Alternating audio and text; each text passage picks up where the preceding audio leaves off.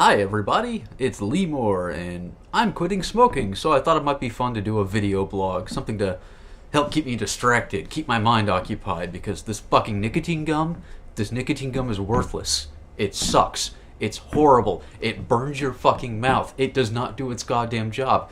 I still want to smoke. Therefore, this is not doing its goddamn job. Literally, I would knife someone if they came around me and had a cigarette and wouldn't give me one.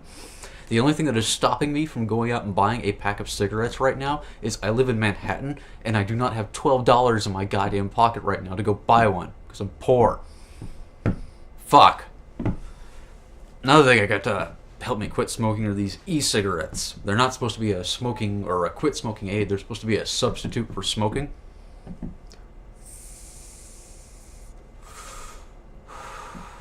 It's like breathing in goddamn steam. This is worthless. If you're just someone who's like addicted to the whole, I got something in my hand, OCD kind of thing, I could see where this would really be awesome. Come in handy, be a fucking aid. But to me, who has been smoking for the past half my goddamn life, I'm a nicotine junkie. I need lots of it, tons of it. It makes me happy. It makes my day function. And without it, with just this gum, ugh. Anyways, enough about smoking and ranting about smoking and how much I want a cigarette. Let's talk about other stuff. Let's see what else is going on. There's a big story in the news in the atheist community, this Jessica Alquist thing. It's a really sad tale, actually. This girl, she decided to stand up for her First Amendment rights, or enforce the First Amendment. There was a banner in her high school that pretty much had a prayer on it, so like a Christian prayer. I can't remember exactly which one, but she saw it, said it's being displayed on school property. It's put up by the state. That's wrong. That's a violation. Public schools are not supposed to sponsor an individual religion. So she fought it and won. From my understanding, it's going to be taken down. Well, she's been catching a lot of hell from her community for all that, and I mean a lot. Her fellow classmates, her school, she's been getting threats.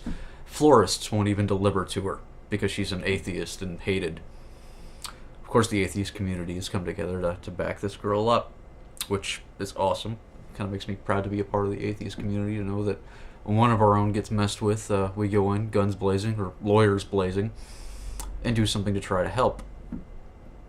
But it kind of made me think of my own childhood when I was in school, and the kind of religious exposure I got in public school that at the time I didn't realize there was anything that I could do to fight it. Or just the hordes of rednecks I went to school with were a little too much for one man to take on. But I remember in elementary school, early elementary school, before I fully understood what the Bill of Rights was, or the Constitution, or the First Amendment for that matter, before the Establishment Clause of the First Amendment was ever a chime in my head. And I was never religious, even as a small child. I kind of thought the whole thing seemed kind of silly. I didn't go to church. Other people went to church, but I had Super Mario Brothers and G.I. Joe the cartoon, and much more important things going on in my life than deity worship. So I didn't pay much mind.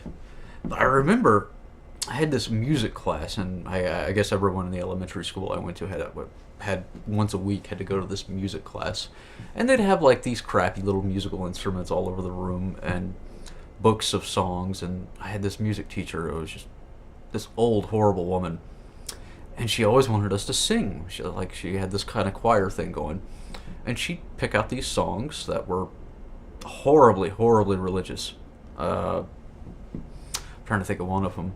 There was one that I remember the chorus was something like, "Wade in the water, children, God's gonna trouble the water." It was like the Red Sea parting Moses story. But there was a lot of that kind of stuff. That particular line, though, always kind of bothered me. God's gonna trouble the water, so wade in it. I understand it's poetic license, but when it comes out, it just sounds like, get in the water, we're gonna fuck with you. Neither here nor there, but the fact of the matter is, I learned a lot about Bible stories from that class.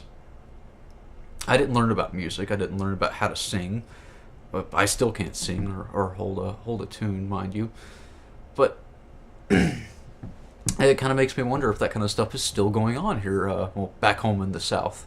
Not being in the South, I have to admit, it's kind of awesome. anymore, anyways.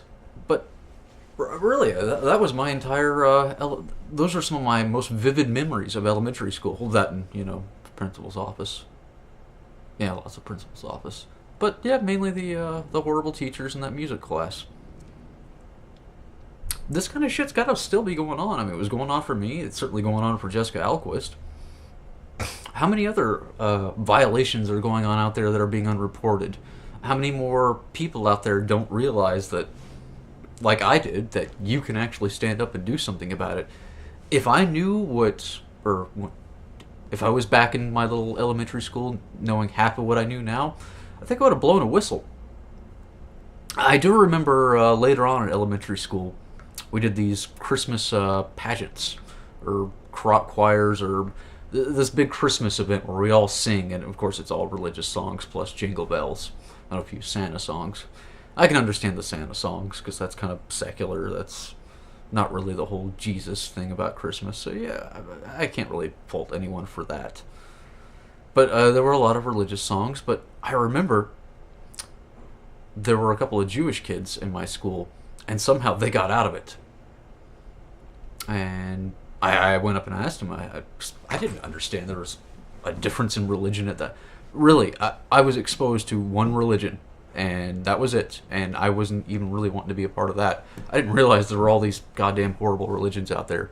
That's how horrible the educational system is I grew up in, and what a wonderful job my parents did on exposing me to all sorts of things.